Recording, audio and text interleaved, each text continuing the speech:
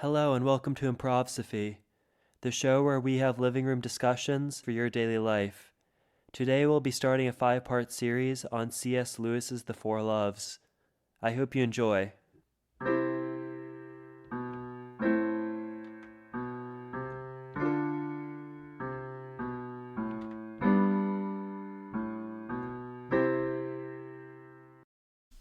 Okay.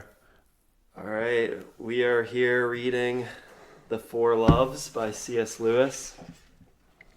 Okay, so let me go off for starting. Something I got interesting. I had this feeling of don't mark up the book, and I only marked just one spot of it starting out, page 2. So, well, first, Four Loves is basically a few different loves, what Lewis goes into. I haven't read the whole thing yet, but I've only read through the introduction and what is it? The first 2 chapters of it. So, introduction and likings and loves for the subhuman. I found the introduction, not only the introduction, but the second chapter to be quite interesting. This was the only line I underlined. I still think that if all we mean by our love is a craving to be loved, we are in a very deplorable state.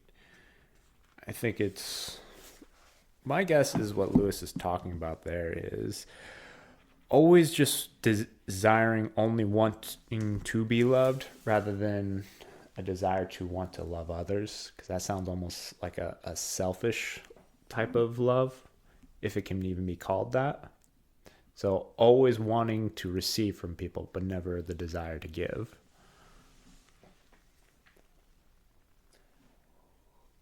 Yeah, I think it mentioned somewhere that love is a connection between two. So if I say I love Doritos, the issue is that Doritos can't love me back. So it's not actually love because it doesn't connect to subjects. Mm-hmm.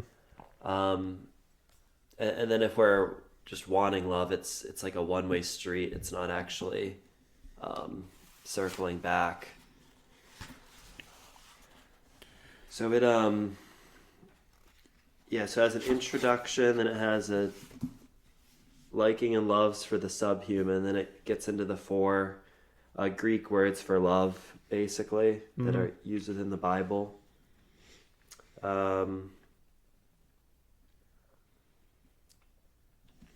the introduction, C.S. Lewis, he tries to differentiate between need love and gift love. Mm-hmm. Need love being like the love of a child who, like, if a child's not loved, it actually causes developmental issues. Um, and then gift love is, I guess, an access to that, like out of the goodness of someone's heart, giving gifts to someone who already has the means to buy themselves gifts. Mm-hmm.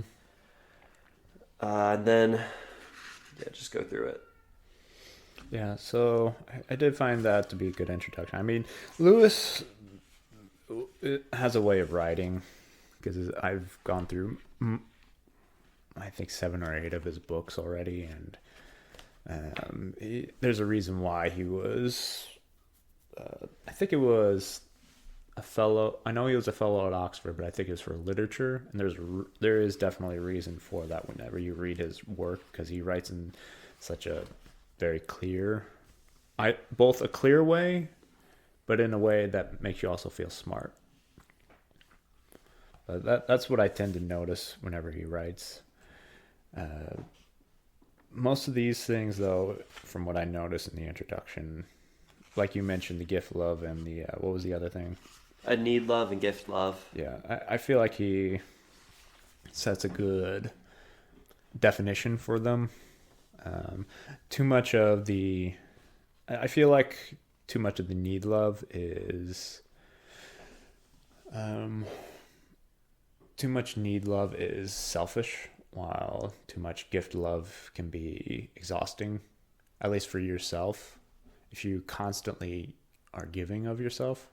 I don't think Lewis alludes to that necessarily. That's But, actually a really good. It's an interesting idea. I was talking with friends at work the other day, and I was trying to describe what love is, and I was telling them that love involves self-sacrifice, mm-hmm. and their first words were like, "That sounds really unhealthy." Um, and I get what they're saying. If you tell like a little kid like it's not good for you to have pleasures, you shouldn't enjoy yourself. Pleasures are bad. Just give everything you own away. That's like super bad for their development. But I think like the pinnacle or capstone of love could be self-sacrifice. Mm-hmm. Uh, like if you tell someone like day one you need to sacrifice, you need to not take up space, you need to not enjoy pleasures of life, it would like kind of miss the point. Um, like you need to like have enough like ego to sacrifice your ego and like put the other person first. Mm-hmm. Um, that like you need to kind of believe that pleasures are good to then sacrifice and say, no, I want you to have the pleasures, first and foremost out of love. Mm-hmm. Because you kind of get into these weird places where it's like any pleasure's like evil and everything that's kind of detached is like better.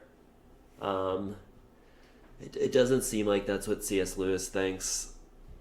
No, I think he probably would agree with that in terms of too much self-sacrifice of yourself, like I mentioned, would be way too exhausting. And like you were just saying, if somebody just came in and you were just telling them, okay, so you have to give up everything, you have to do this and this and this, that would be probably beyond what they're called to do, because not everyone is called to give quite literally everything. There are those who are called in that manner, but that's not a calling for everybody. It depends on the person, on what they're supposed to do in their life. Yeah, it can kind of feel controlling if you immediately tell someone they're like not allowed to have anything or something. Yeah, I think you need to like know creation is good first before you sacrifice it for the higher good. And I guess it does get to this point where sacrifice doesn't make sense. Like the Abraham putting Isaac on the altar. Isaac's like the known heir. He's like the known way of having a successor. But to be able to sacrifice the known way for the higher good takes a lot of faith, and yeah, it is like I don't want to say miracle. What's a better word? I would say is a proper order of sacrifice. It's like a capstone of love. It's like you've loved enough to make room for like a higher potential good. Yeah, I think another way of putting it is having our loves properly ordered. So, for instance, what if you are sacrificing something, but you sacrifice it for the wrong reasons? So, for instance, the story of Cain and Abel, where God took Abel's sacrifice and saw it as pleasing, while Cain's sacrifice, the scripture doesn't mention exactly how it's.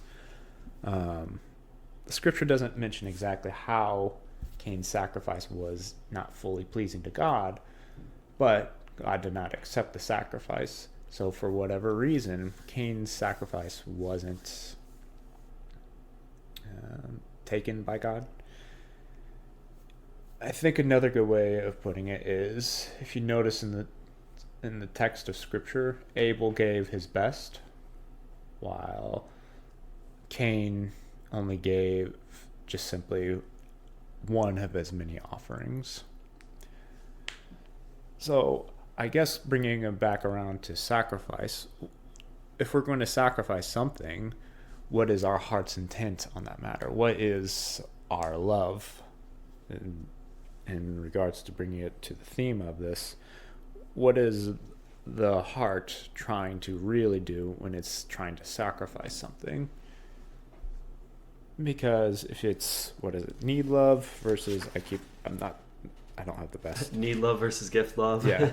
If our gift love, I suppose a good way of putting it like this is, if our gift love or gifting of ourselves is given in such a way that's more selfish, then our need love, you could say, would be receiving selfishness in a sense. But obviously not everybody is like that, because somebody can give selflessly, but yet somebody receives it in a selfish manner.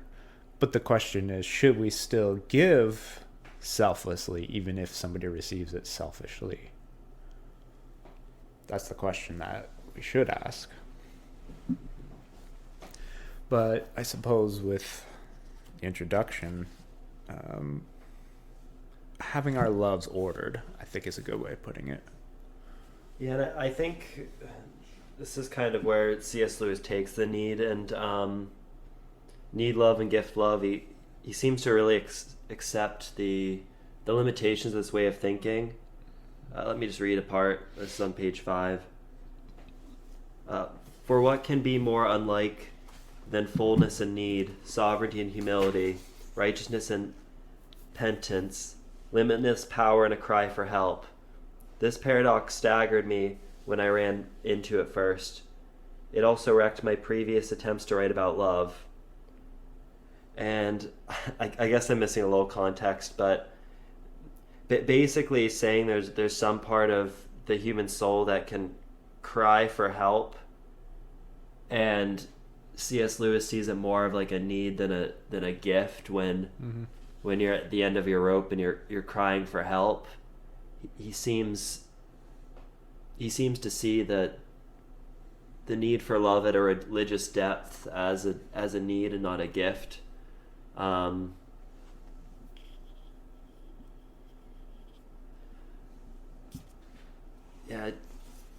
I'm still trying to piece together exactly how it's put together.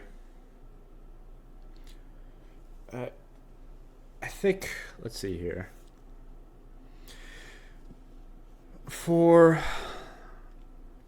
I think when Lewis is saying limitless power and a cry for help, when he's asking that question, I'm wondering if because to him it seems like a paradox, but some people think that some things of God don't make sense entirely. For one, his love. Why would he do such a thing?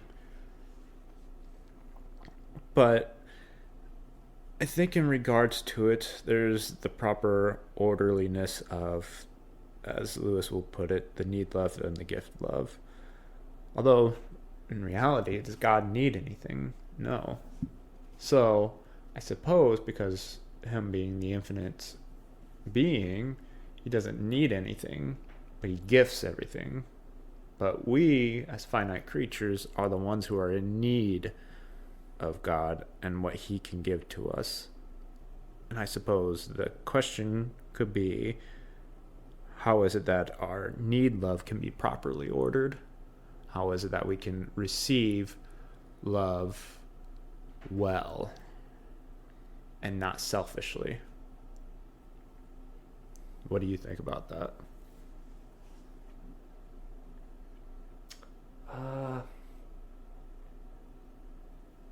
Yeah, Yeah, the first thought that came to mind of just someone like misunderstanding love is I have this kind of thing with how the restaurant industry is, and in the US, like we're very consumeristic, so we care a lot about products and like the goods and services, so we care a lot more about goods rather than services. So sometimes I like to tip people, just like randomly. And one time I tipped someone at McDonald's, and they just ended up like putting more food in my bag. Like they was it one of those things where they flip the tablet around and you just press tip or something, or No, it was like a McDonald's, so they didn't care about the employees, like they didn't give them tips. oh, okay. So I tipped them, and then they're like putting like extra nuggets in my bag, and I'm like, this, like, did I just bribe you? Like, this is this is not what I meant. It was, yeah,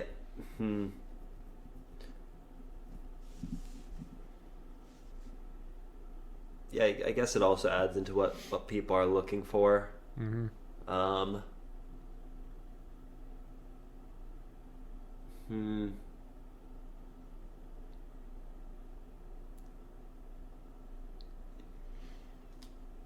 Yeah, it's difficult though because people need to make a choice. You can well, first off, I can't really talk too much to the psychology of the situation.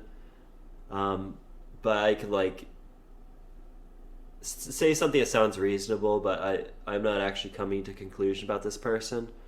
Um, like you could view things in terms of favoritism and then use that in how you interpret things, even if they are acts of love. You could say, oh, this is like a favoritism tip, let me show favoritism back, and it like misses the point a little bit. Mm-hmm. So I think part of it is you can substitute like an imperfect form for what you're looking for in love, and like look for that and respond to it and kind of still miss the point. Repeat that one more time. I missed that because I think it sounded very important. Repeat that one more time. You could be looking for something and thinking it's love, but it's not, and you're kind of missing the point. Like you can be looking for someone that gives you small little gifts, Mm-hmm. and you think that's love through having someone that just gives you little tokens all the time. But it could be from like the wrong. I guess it could be looking for security in the like wrong things. Mm-hmm. It doesn't have like faith in the connection. It's kind of like using externals or something lower to define as love. Yeah, I think a good way to sum that up is looking for love in all the wrong places. Would you say? Or do you think it's a little bit more than that? I guess I'm thinking of like kind of creating positive feedback loops of like defining it poorly. Mm-hmm. Like if love means someone just nods their heads and encourages me with everything I do, and then I'm like actually making a bad moral decision. I feel like a loving thing to do would be to maybe try to give me perspective or stop me, not just like clapping when I'm like actually making like life mistakes or something. So yeah, like I don't know, I could want someone that just has like this positive regard and is like doesn't have a moral compass. And I could gravitate towards those people and make like positive feedback loops. Mm-hmm. Of getting in groups of people where everything just goes, and then it's not really love because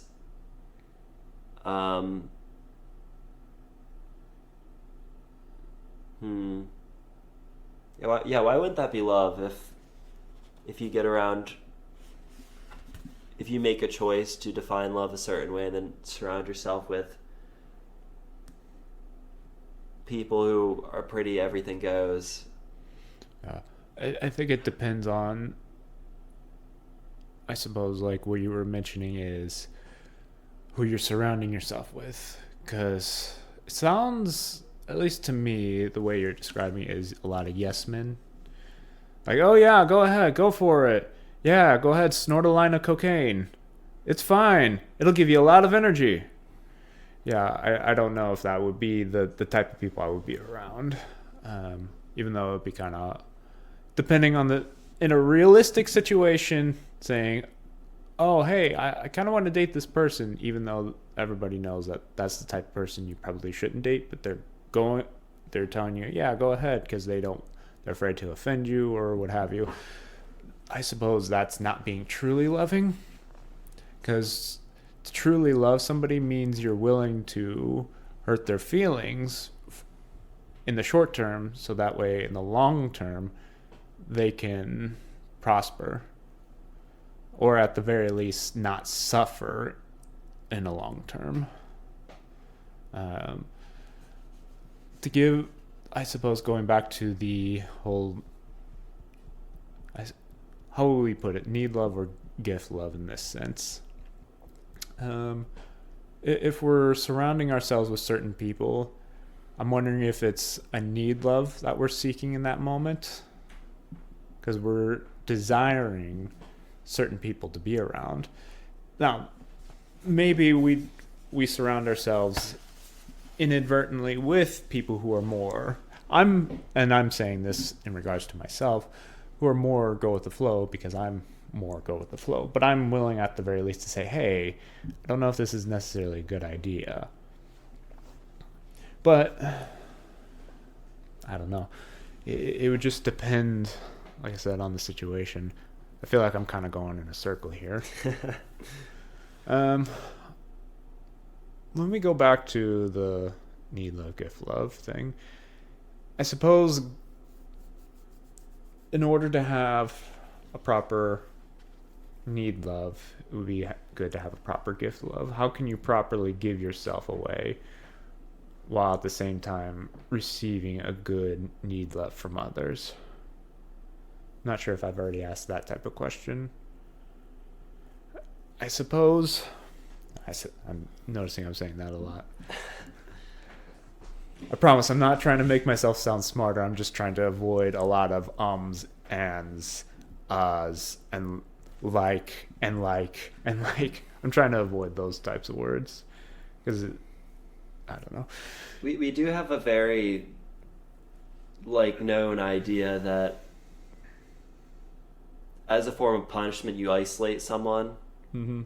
That you put someone in timeout, 30 seconds times their age when it's like a little kid, or like even, you put people on prison or you maroon them on islands. Like, mm-hmm.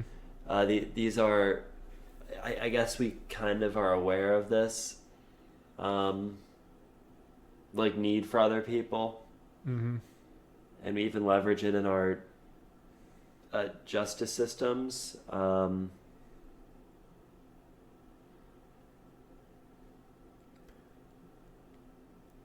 Yes, the need's just super prevalent. I'm thinking right now, unless do you still have a thought that you're wanting to finish? Okay. No. I'm thinking right now, how do we apply this to our own daily lives, and even for other people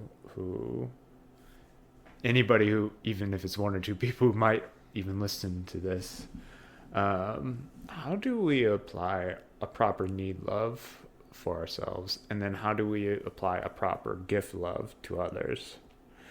Because some people have a tendency of wanting to have a good gift love, but why is it that we would be giving too much of ourselves? Is it that we want to be liked? I mean, that's said so many times. Do you do things because you want to be liked, or is it because you just simply don't want to offend people?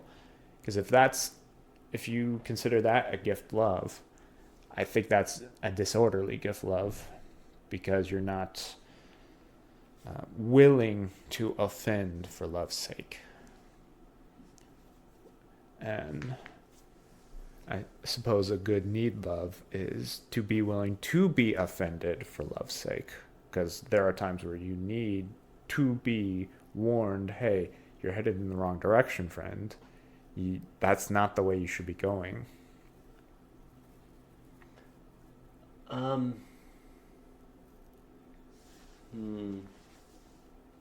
What are your thoughts? Well, a couple things, like you can try to stop people from creating a hell for themselves, Mm-hmm. But there are cases where humans just get hell bent, and they're just like possessed by this idea that isn't gonna bring them happiness, like obsession or love of money, love of power, and you can do it. You can to warn them, but you can't really control people. As far as need and want, I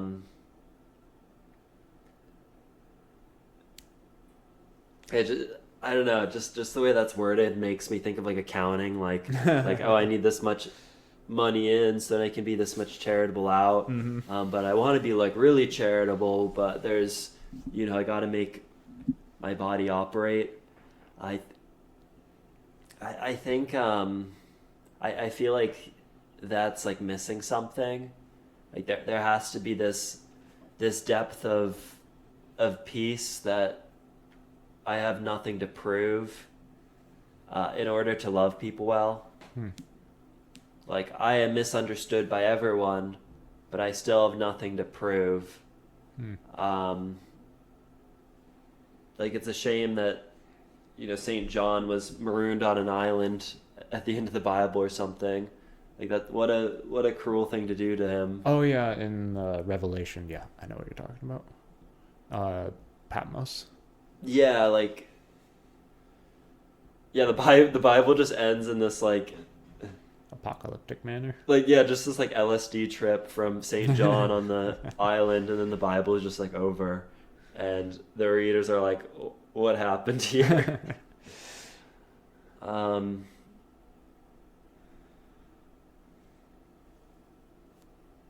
Yeah, so I think there is.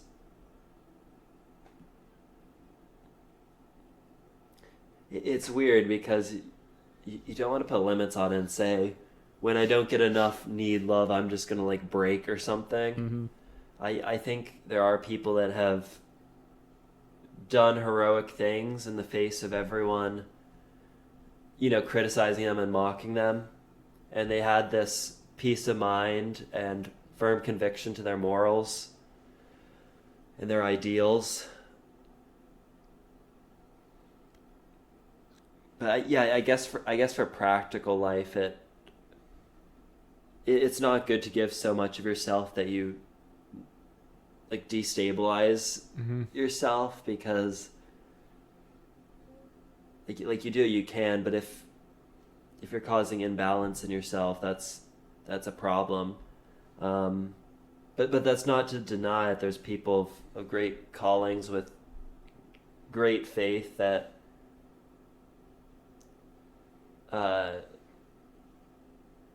have given up much more and have been much holier men. Yeah.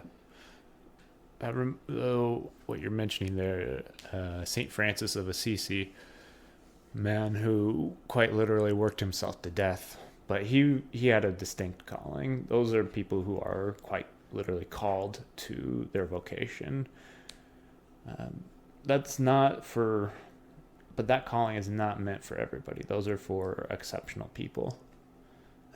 Depending on if you have a calling to be in some sort of, religious life, whether it be a priest, a nun, a monk, or even a pastor.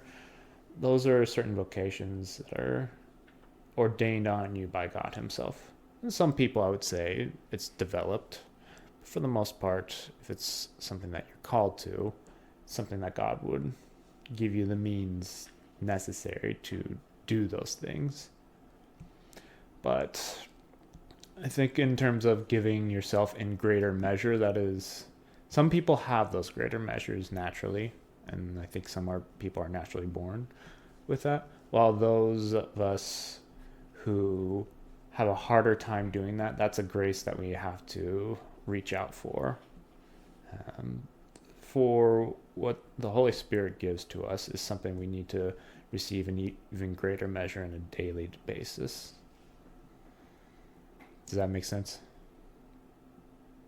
Yeah, my mind was just thinking about Abraham in the Bible. Like, what the heck was he doing before he had his calling? Like, what was he doing for all those Yeah. years?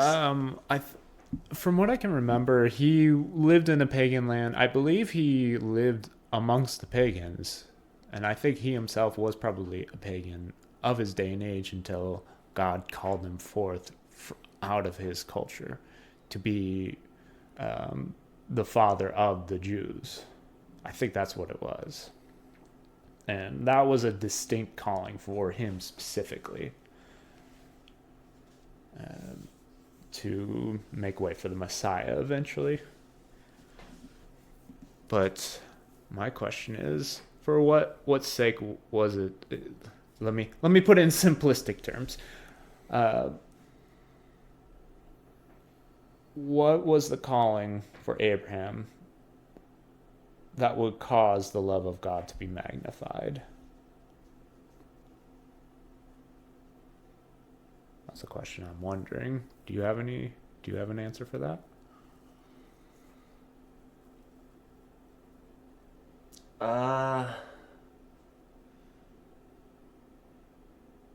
Yeah, I think like his calling was to like be the father of a great nation that whose goal would be a nation of priests to all nations. Mm-hmm. So it's a little bit like a mustard seed or something small that grows.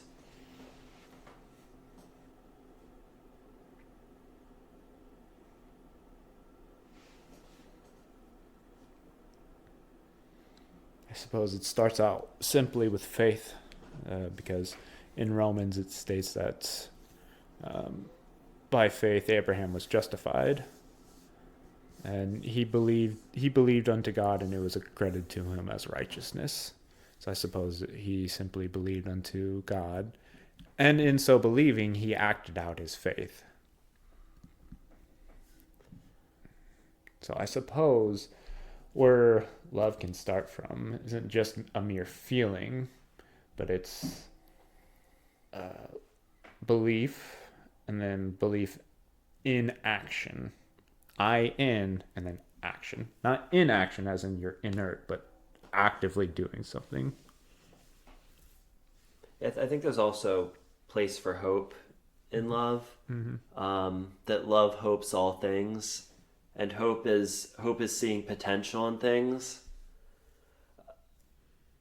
So it's seeing potential and wanting that potential to grow into fruition. Like I've met some Christians who are like super hopeless. They're Mm-hmm. like, oh, can God just like end the world so we can, start over and be in heaven or whatever. Yeah. It's like so like bad because it sees no like hope in the modern world. Like it sees no potential. It sees nothing redeemable.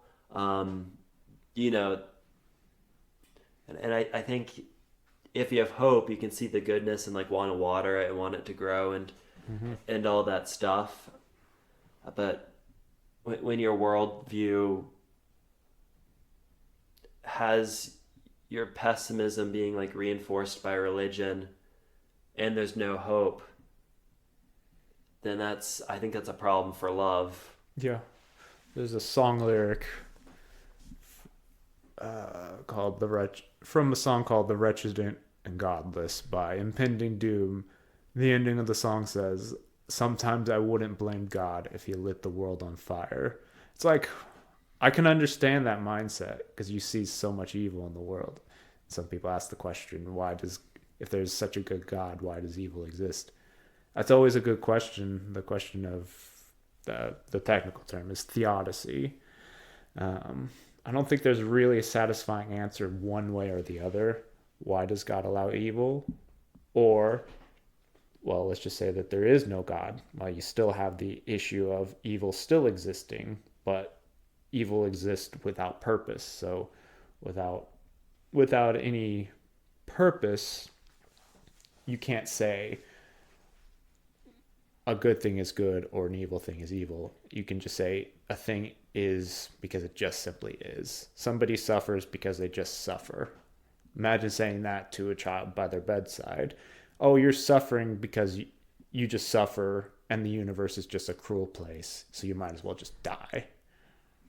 Imagine saying that to a child without a hope in, at the very least, an afterlife. When you're sitting next to the child, you can say, you have hope. There is love.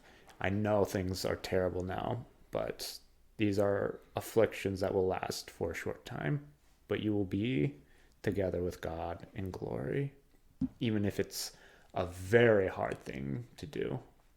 I'm sure many pastors and priests have had to sit at the bedside of certain children and try to explain that to them, which I don't know if I could do something like that, but it would be a very hard thing.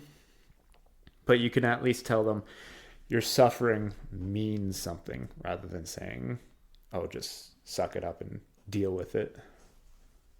I suppose, even though I like him, it's kind of a Nietzschean understanding where you're just striving to overcome whatever obstacle in life just by sheer force.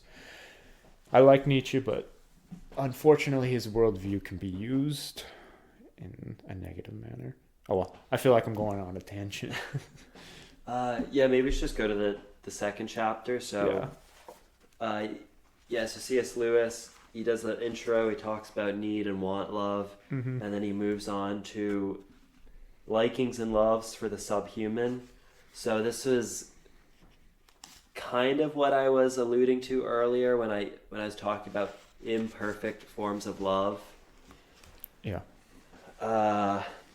And the first distinction he makes is the difference between liking something and loving it. That to like means to take some sort of pleasure in something. That's from page 13. That, I can, like me saying I love Doritos, I'm really just saying I like them, because Doritos can't love me back. And yeah, he seems to think that. Yeah, he seems to think that pleasures are good. They're generally good. Although he does kind of say that addiction is bad because it dulls your general senses. Like the lower thing for the higher.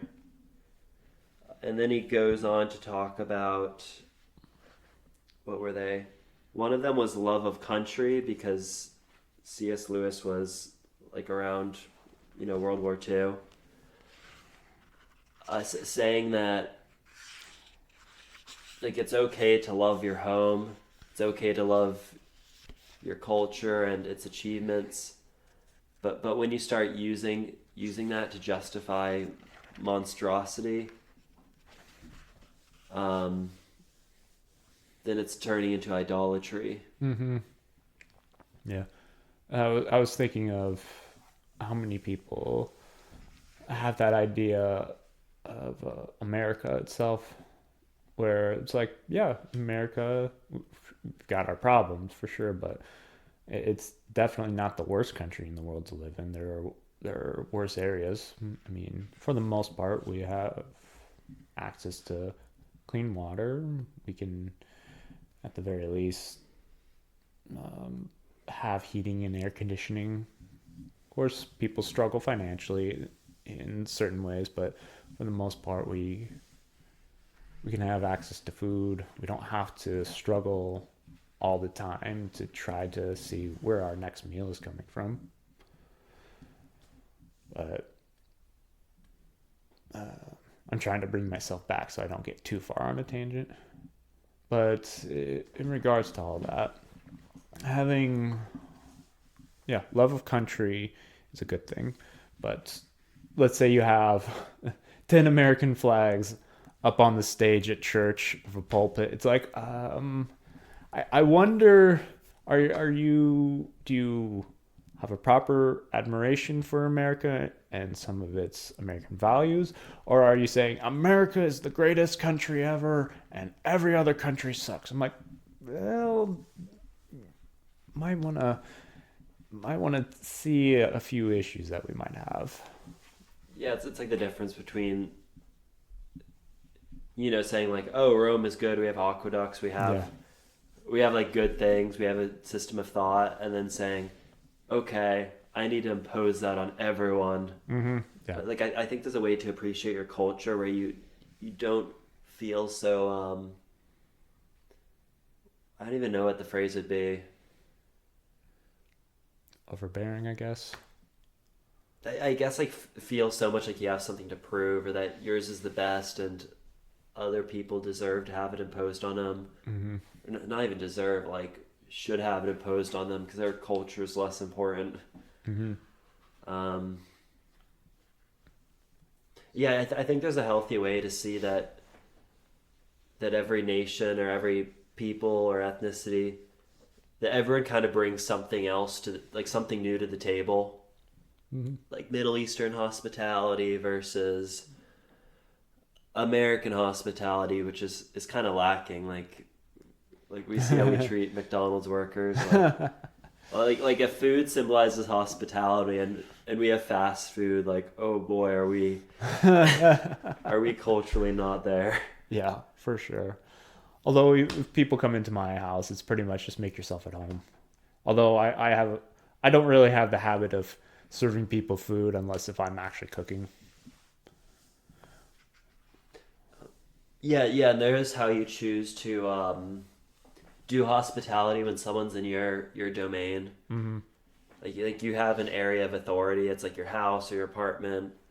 Like you have some box of autonomy that when people enter into it, you get to choose how to treat them. Mm-hmm. And I think that's, that's where it all starts. Like people need to see living examples of things like that. Anyway, I'm getting way off track, but yes, as far as nationalism, I'll just repeat that I think every culture just brings something to the table and some new perspective, and how all cultures will fit together like puzzle pieces at the end of time, like who got what right and whatnot. I don't know, but to deny that anything is there Mm-hmm. is only going to lead to like war. Yeah. Toxic nationalism. Yeah, I agree. There's a sense of positive nationalism, and then like you just said, negative nationalism or toxic nationalism. Yeah, I'd say more, but this is not a geopolitical talk, even though geopolitics is not my forte. Moving on to what Lewis was saying here. Pleasures of appreciation are very different. So page 17. I'm wondering right here and in the paragraph before it, and if you will forgive me for citing the most extreme instances of all, have there not for most of us been moments in a strange town when the sight of the word gentleman over a door has roused a joy almost worthy of celebration in verse? I'm wondering if Lewis is meaning going to the bathroom, like you've really got to go, or if he's meaning because of his day and age, it was a strip club of some sort, because originally meaning gentlemen's clubs. I'm just gonna say it was a strip club. Yeah, that's my reading. That was my two thoughts. Was it's either a bathroom or a strip club. I think the bathroom's an extreme instance. Well, yeah, but yeah, it probably is that. But that was just a little thing that I noticed, like, interesting. But yeah, he's our loves can depend on the moment as well, as he was mentioning breakfast. Because let's say you're really hungry in the morning and you really haven't had anything to eat, and then lunchtime comes around, you're like, oh my goodness, I'm so hungry, I want this food. You have that great desire to want to be fed because you're hungry. Then once you're satisfied, you don't really have much of a need, for food anymore. And so that shall I say, love of food kind of goes to the wayside. But then once you're hungry again, it's comes back up. So I guess a question would be, how often are our loves disordered by what we are desiring in the moment? So, say impulsive buying, or too much food, or as Lewis would have mentioned, the alcoholic, too much alcohol, whether it be too much wine, whiskey, or whatever your choice of drink would be. What are your thoughts on that? Like, too much of something.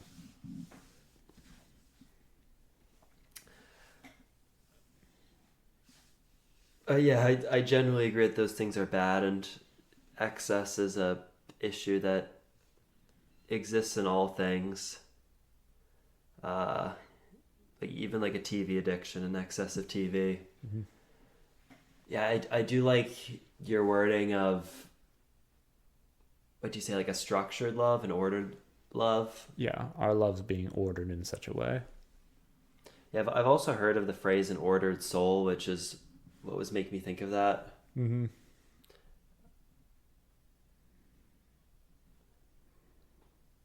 Yeah, I had this friend, she was telling me that the purpose of life is to learn to love people well.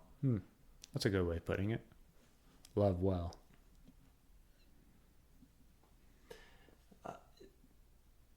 Yeah, and she related that to an ordered soul, but I think you guys are probably having the same conversation. Oh, what do you mean? Like just the way I'm saying it, and then the way she was probably saying it, we kind of would have agreed in how we were saying it. Is that what you mean? Probably. Okay. She said on two different instances, the purpose of life is to love people well, and then it's necessary to have a well-ordered soul. Okay. And you're just like kind of gluing those together, like you need to have ordered loves. Mm-hmm. Like it's good to love a dog.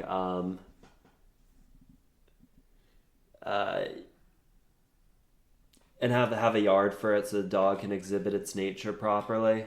Mm-hmm.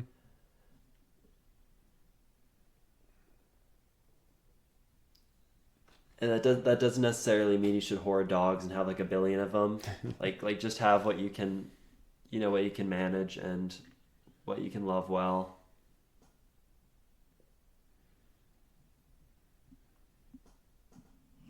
I'm not sure where I'm going with this. It's okay. So I think I get the gist of what you're saying. Having well-ordered love and putting things in their proper place. As you mentioned earlier, binging, too much TV, too much Netflix, too much Hulu, whichever your streaming device platform you would prefer.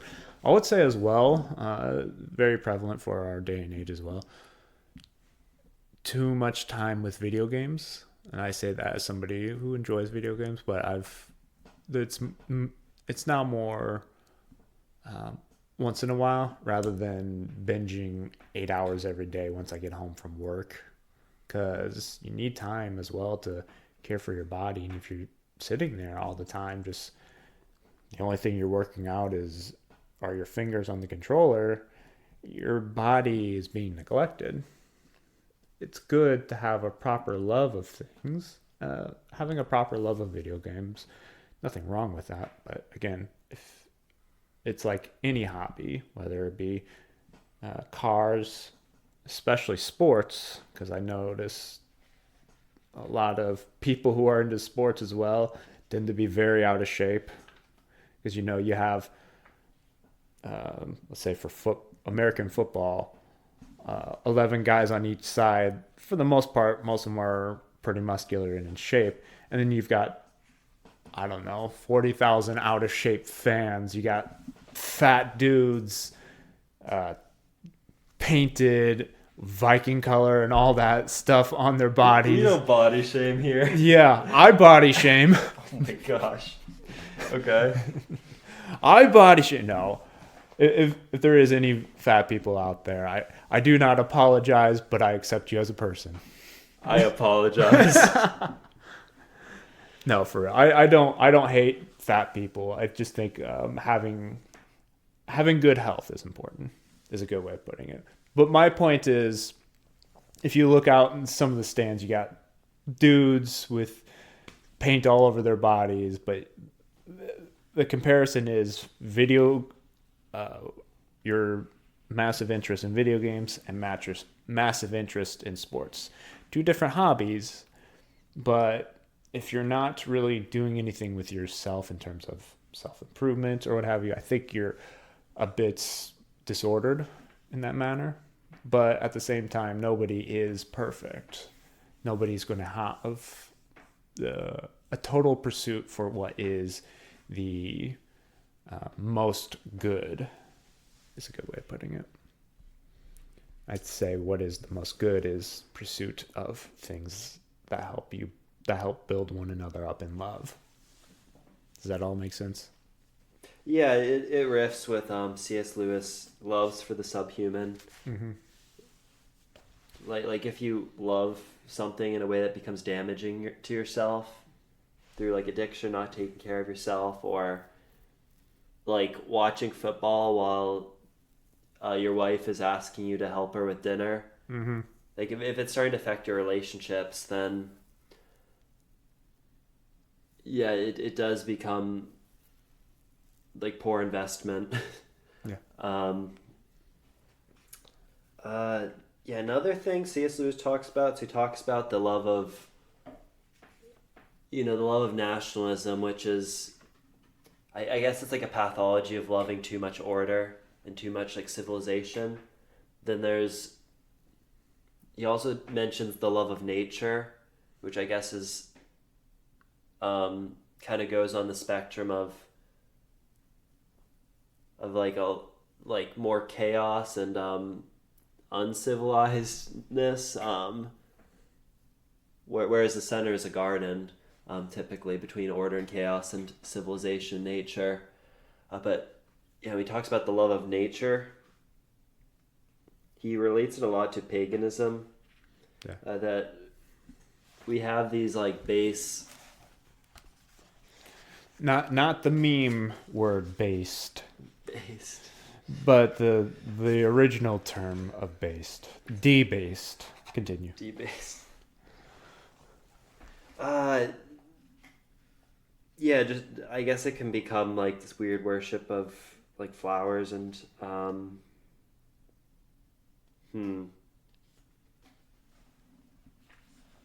I guess just all the sorry, I'm flipping through my book to try to find something. Mm-hmm.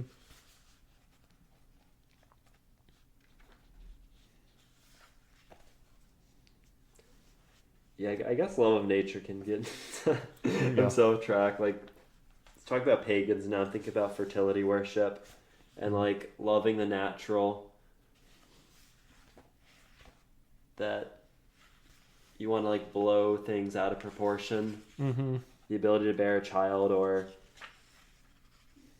the ability to eat to the point that it's like gluttonous. That these are pleasures and they're good and they're part of our nature, but they don't really say anything extra about the human condition if you just want more of the same pleasures. Yeah, I think a good indicator of this for our culture especially is hustle culture. People are hustle, trying to get more, get ahead, get the next promotion, get ahead, have a side job, have do Uber on the side, and then you go to your day job, and then you're trying to take care of family, and then it's almost like having too much on your plate is seen as something of a virtue, because some people probably see it as you're making more money to help provide for your family. It's a question of, well, what's more important, time with loved ones or making more money to help provide. Now, there's nothing wrong with making more money to provide, but the question is, what's more important, time or money? Money doesn't always buy time. Obviously, if you're a retired multimillionaire, you can live off of what you want and you have as much time as you need. I'm talking the average everyday person, even people who might make six-figure salaries, who are working 70, 80 hours a week. Those are the type of people I'm talking about, who are trying to always make more money, who are trying to think, oh, I need to do this so we can go on vacation. We can do this to give our kids more, when as a matter of fact, you probably have all the necessities you need. You have running water. You have a toilet, for crying out loud. Yeah, hope so. Clean water too. At that, you probably have water heater, so nice hot showers. The point I'm making is, if you're constantly always trying to do this, you're missing out on something. And the point that I'm trying to make with this is a proper love of rest is what I'm trying to get. That was my little tangent that I wanted to go on, because I think it's important, as we've mentioned many times here, to have our loves properly ordered. And if we're striving too much with a workaholic culture, maybe we might need to step back and say, is my health worth a six-figure salary? But yeah, I think the thing people that work ridiculous hours say is, they'll say, do you know how much I've sacrificed for this family? Like, look at this paycheck. Look at all this time I've done. And it's like this misordering of priorities, that you can view, your credits in bank accounts as like, oh, this was self-sacrifice for the family.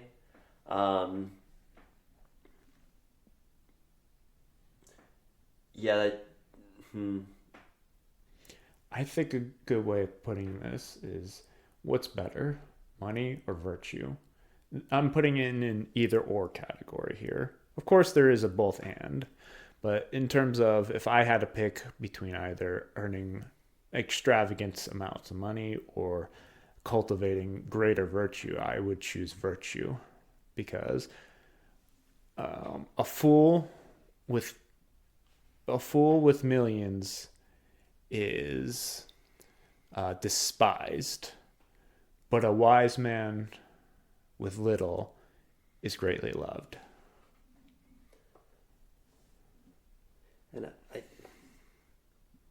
And I think the wise man with little probably has a better understanding of what love is, versus the man who has millions but is an absolute fool. We talked about patriotism, which is the love for order or too much civilization, and the love for nature, which is, I guess, the love for more chaos and love of, like, state of nature, kind of. Yeah, and I think what we're speaking of right now is probably the love of material wealth too much, if we're talking hustle culture and more money. I'm wrapping back to that. Yeah, go ahead. Yeah, C.S. Lewis has this quote, and they're talking about the love of nature in this part. This love, when it is set up as a religion, is beginning to be a god, therefore to be a demon, and demons never keep their promises. Which page? 28. 28, okay. And then he repeats later with, going from love of nature to love of country. We all know that this love becomes a demon when it becomes a god.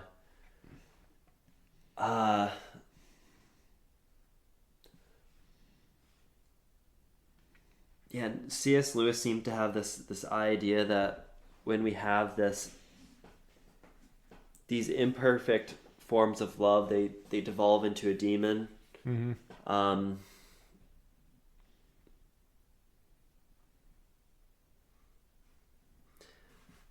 Yeah, like in the money example, it'd be the neglectful father that just is angry and is saying, "Look at how much I've done for the family with all this self-sacrifice."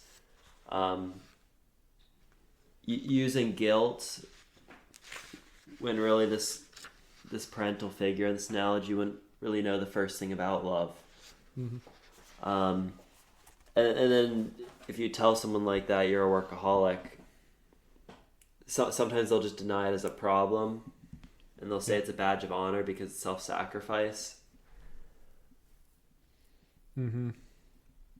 So that would be a perversion of love in that example, and I think it will become a demon if it starts to affect your relationships or become monotheistic towards this like one false thing. Yeah. I guess a good quote. I don't know if it's Tolkien himself. A lot of people attribute this quote to Tolkien, but I think the sentiment still stands. Evil is not the absence of good. Rather, evil is the twisting or perversion of what is good. So, for instance, sex. But we see in our culture how sex is treated casually, flippantly, when that's a disordered way of sex. Sex in its proper context, obviously, marriage between one man and one woman. Or as well in our culture, eating. We have a lot of people eat way too much. I know I eat a lot, but I eat, obviously I'm not a fat person. I eat till I'm full, and once I'm satisfied, I don't eat anymore. Gluttony. That's what I was trying to say. Gluttony. Our culture has an obesity issue, and many churches, and I think it's just because it's not on our forefront of our consciousness, but gluttony, I think, is an issue in our culture. So eating, the misuse of eating is a good way of putting it. So lust and gluttony are two main issues. And I would say maybe pride, excessive love of self in our culture. You see a lot on social media with influencer culture. Of course, there are good, positive influencers out there, but unfortunately, some of them take it too far. But how? I feel a little icky about how this has been like super pessimistic. Like, oh, all these people falling short of love. I guess I think it would be good if we now flip this and how can we make this more positive? Well, yeah, not like putting something in its place. I guess I'm curious because you can have people have disorganized love, and then if you try to tell them that they're defending like a false god or something, then they'll kind of like put on a persona to protect their ego, and you won't actually get like behind that to affecting like I guess their like operating system or something. I guess I'm just trying to think of like fruitful things. If someone's a glutton and you like like have you tried religion? Like Yeah. Man, you're eating a lot of granola bars there. I think it's a fracture that could affect a lot of people's souls. And the symptoms are many. And you could argue that the cause is one. I guess like the clearest way forward of what's actually provably the most psychologically informed way to love someone. Like I think accusing them of like, oh, this is a false love first doesn't doesn't really help because it becomes like a mud fight of people's egos. Um, it seems like showing people a higher love, not by your own power, has to be the first step. Mm-hmm.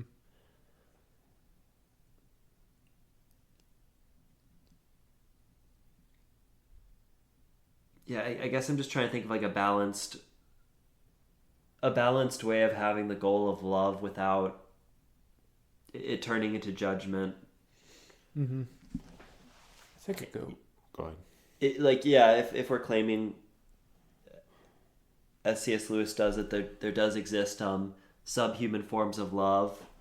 He seems to say that there is a good, there is a love, that love does in fact, make a pyramid towards God or something, that it can have a structure to it, but there are very broken perversions of it. To use your Tolkien thing, that Mm-hmm. ugly is a perversion of the beautiful, and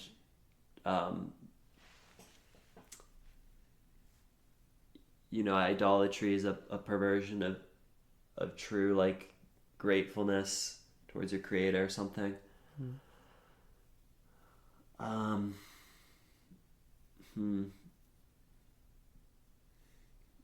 People are finicky. I think to turn it around here is to say, although there are many issues of these things, we don't have to constantly be wallowing in the mud. That's a good way of putting it. We can always strive towards what is good, but I think first we must realize, here's something that's wrong, so how can I make it right? How can I pursue what is the good, or to put it in the original trifecta, I don't remember what it's called, the transcendentals.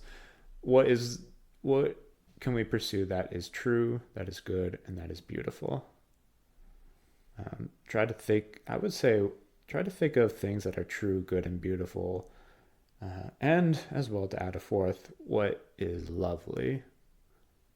How can we pursue those things and make those things into what is love? I'd say a proper love of self, because too much love of self creates narcissism. But a proper love of self, a healthy view of yourself, because obviously not all. Now, I hope this doesn't sound anti-biblical, but I don't think we're absolutely vicious, repugnant creatures that are just nothing but an ant in the dirt. Although sometimes I'm sure we can be like that. Are you talking about the original sin idea? Something like that. It's more of there are times in our lives where we're just absolutely horrible people, but there are times in our lives where we're actually better than what we were. If that makes sense. Of course, I would say in the eyes of a holy God, nothing can truly measure up, but through the process of becoming more like Christ, I would say this is the Eastern understanding, theosis, becoming like God. And how do we become more like God? By, I suppose, if we were to put it in a more secular sense, having more temperance in our lives. So not giving ourselves over to overindulgence. So too much, well, is there such a thing as too much money? I suppose it depends on the person, how they're using their money. Money's just an extension of behavior. That is true. That is true. Because Dave Ramsey. Yeah, I don't think money in and of itself is evil. It is, like you were saying, an extension, a tool that can be used. Food. Of course, there's nothing wrong with having a good meal with people, with having a good feast. But it's the issue of, are you eating your feelings, would be a good way of putting it. I suppose as well, can depend on how you use your words. watching what you say. So, for instance, putting down a friend when they're trying to help you, even if it can come across as a little harsh. But sometimes a friend, even if somebody's using harsh words, I suppose sometimes it can come across as wrong. So, depends on that situation there. What are some other things?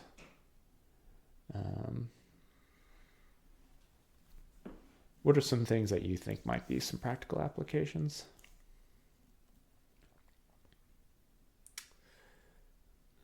Practical applications of Of what specifically? like what the things that I've been saying. Like, for instance, too much of a thing creates disorder. How can we have a proper order of things so that way it creates order? And these are just in a general sense. Yeah, I guess just being watchful over yourself. That we know there are realities of excess and deficiency that can occur, and that we can fall out of balance, and that it's good to be centered. Mm-hmm. Yeah, I think I think also just not letting other people's imbalance get to you. Like, we can't talk in generalities about the alcoholic or the workaholic or the money, power obsessed, sex obsessed. Mm-hmm. Like we can talk about those as like as an abstract group of people that exist. But really each like individual person is unique and complex. So it's it's like boiling down humanity and dividing the elements, and then making little categories of things. I think dealing in generalities is not going to be helpful, because then it can turn into this like, oh, all these problematic people and then me.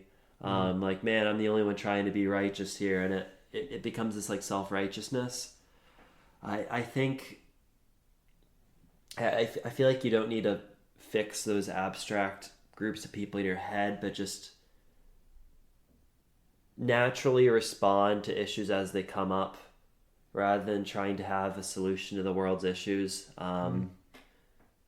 Because if you can be stable to yourself, and then someone else is unstable, and you can talk wisdom to them, maybe you can actually help them. But if one person having an addiction, and you just don't want to touch it, and it's icky, and it's going to destabilize your life, and you kind of protect yourself, and you don't have the strength to bear any problems beyond yourself, that makes me feel like you're unstable if you can't bear problems beyond yourself. Like, yeah, I guess learning to recenter yourself, to be careful about the groupings of people you make in your mind, because they're gonna fall short, even if they're occasionally helpful.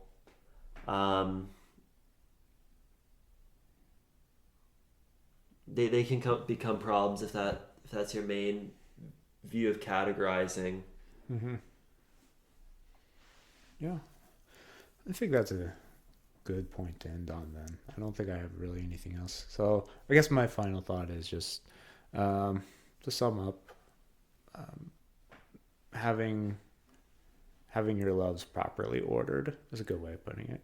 And as you were just saying, don't try to make would you say don't try to make every person a project, or don't try to see the world in extremely simplistic categories, though it can help us understand things.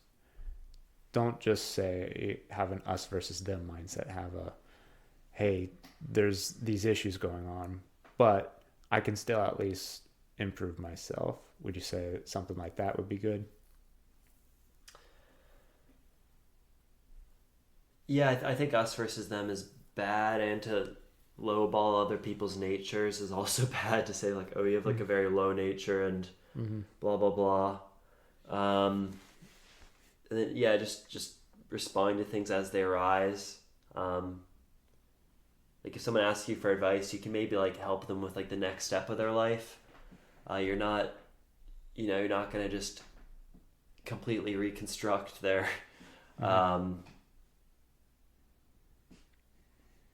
their like ordering of love. Only they can do that. They have to make that choice. But just hoping all things and encouraging all things in your fellow man in love, no matter where they are.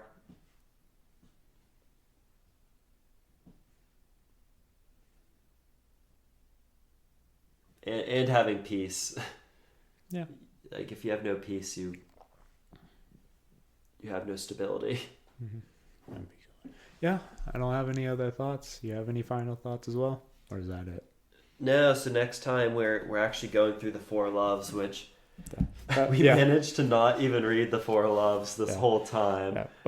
Well, this time we just wanted to do the introduction part of it and then the second chapter. So the other four loves will be affection, friendship, eros, and charity. Those will be, we're going to do those in different episodes here. So the next one will be affection. And we'll read on if there's even two people who listen to this. Yeah, so The Four Loves by C.S. Lewis. We've already gone through chapters 1 and 2. And then we'll be doing, like I said, affection, the chapter affection. So yeah, that's about it. I don't have anything else. Yeah, we're gonna be climbing up the pyramid of love. This structured loves that Jordan has been putting on a stick and carrot, and yep, we're gonna climb the pyramid, folks. Yeah. All right, that's about it. See you, dude.